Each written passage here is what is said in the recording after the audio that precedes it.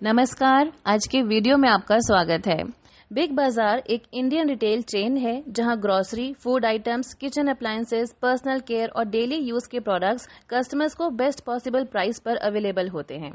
इस तरह बिग बाजार अपने कंज्यूमर्स को पैसे बचाने में बहुत हेल्प करता है।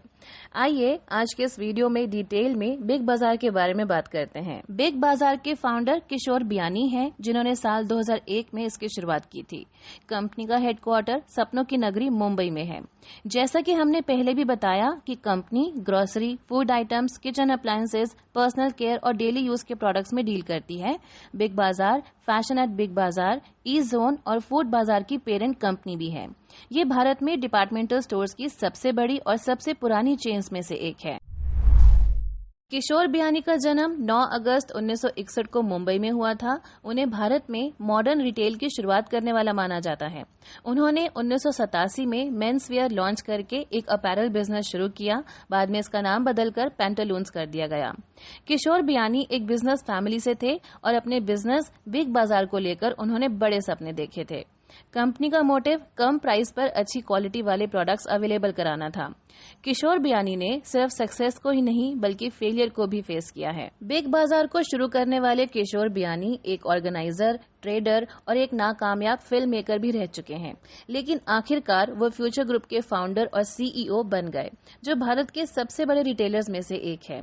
इसके अलावा जैसे कि हमने आपको पहले भी बताया कि वो पैंटालून्स जैसी कंपनी के फाउंडर भी थे। 2001 में बिग बाजार का पहला स्टोर कोलकाता में ओपन हुआ और अगले 22 दिनों के अंदर ही उन्होंने 2 और स्टोर्स ओपन कर दिए। तब से अब तक भारत में बिग बाजार के 280 से ज्यादा स्टोर्स ओपन हो चुके हैं। चलिए जानते हैं कैसा है बिग बाजार का बिजनेस मॉडल। शॉपिंग सभी के लिए जरूरी है।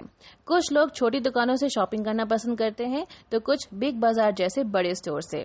बिग बाजार अपने कंज्यूमर्स को एक ही स्टोर पर कई प्रोडक्ट्स प्रोवाइड कराता है।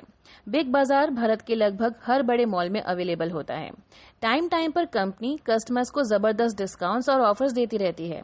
यही वजह है कि सभी एज ग्रुप्स और सभी इनकम कैटेगरी के लोग बिग बाजार की तरफ अट्रैक्ट होते हैं। Home and furniture, electronics, jewellery, toys, sports and fitness, grocery, clothing, movie and music CDs, footwear, craft, stationery, kitchen appliances जैसे सभी प्रोडक्ट्स हमें एक ही जगह पर मिल जाते हैं और यही बिग बाजार की खास बात है। कंपनी लो मार्जिन और हाई टर्नओवर के प्रिंसिपल पर काम करती है और यही वजह है कि बिग बाजार अपने कस्टमर्स को हमेशा डिस्काउंट्स और ऑफर्स दे पाता है। बहुत से लोग मानते हैं कि बिग बाजार वॉलमार्ट का इंडियन वर्जन है। वॉलमार्ट रिटेल स्टोर्स की चेन है जो यूएस में बहुत फेमस है। चलिए जान लेते हैं कैसा है बिग बाजार का रेवेन्यू मॉडल। आमतौर पर कोई भी प्रोडक्ट मैन्युफैक्चरर के बाद स्टेट डिस्ट्रीब्यूटर के पास जाता है और उसके बाद सिटी डिस्ट्रीब्यूटर के पास। इतना ही नहीं, इसके बाद प्रोडक्ट हाई लेवल रिटेलर्स के पास जाता है और वहां से लो लेवल रिटेलर्स के पास। इस पूरे प्रोसेस में प्रोडक्ट का प्राइस बहुत ज्यादा बढ़ जाता है और एक नॉर्मल शॉपकीपर अपने कस्टमर्स को डिस्काउंट और ऑफर्स नहीं दे पाता। दूसरी तरफ बिग बाजार का फंडा अलग है। बिग बाजार सीधे मैन्युफैक्चरर से डील करता है और बल्क में बाय करता है, जिस वजह से उसे अच्छा डिस्काउंट मिल जाता है और अपने कस्टमर्स को भी बिग बाजार अट्रैक्टिव डिस्काउंट और ऑफर्स दे पाता है और इस तरह बड़ी क्वांटिटीज में सेल करके बिग बाजार अच्छा रेवेन्यू जनरेट कर लेता है। चलिए नजर डाल लेते हैं बिग बाजार की ग्रोथ पर। एक रिपोर्ट के अकॉर्डिंग साल 2021 में बिग बाजार की ग्रोथ रेट 9% की दर से बढ़ने की संभावना है।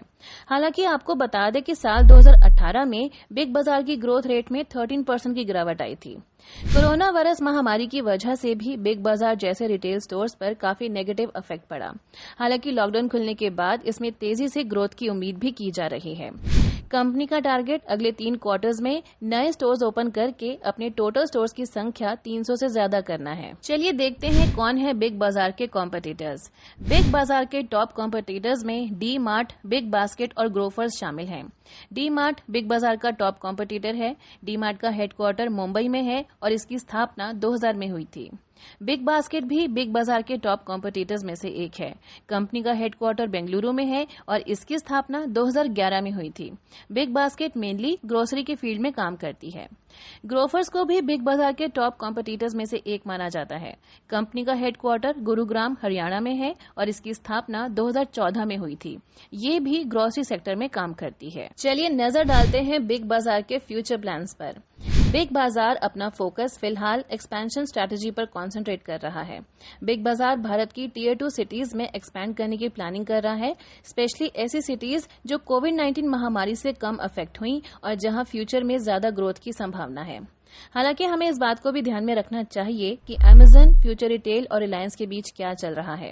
फिलहाल तो कुछ नहीं कहा जा सकता कि फ्यूचर रिटेल और रिलायंस के बीच होने वाली डील पूरी हो पाएगी कि नहीं, लेकिन ये बात तय है कि अगर ये डील पूरी हो जाती है तो बिग बाजार के लिए टर्निंग पॉइंट बनकर आ सकती है। आपकी जानकारी के लिए बता दें कि रिलायंस रिटेल ने फ्यूचर ग्रुप के रिटेल और लॉजिस्टिक बिजनेस को 24,713 करोड़ रुपीज में एक्वायर करने की डील की थी, लेकिन बाद में अमेजन ने इस पर स्टे ले लिया।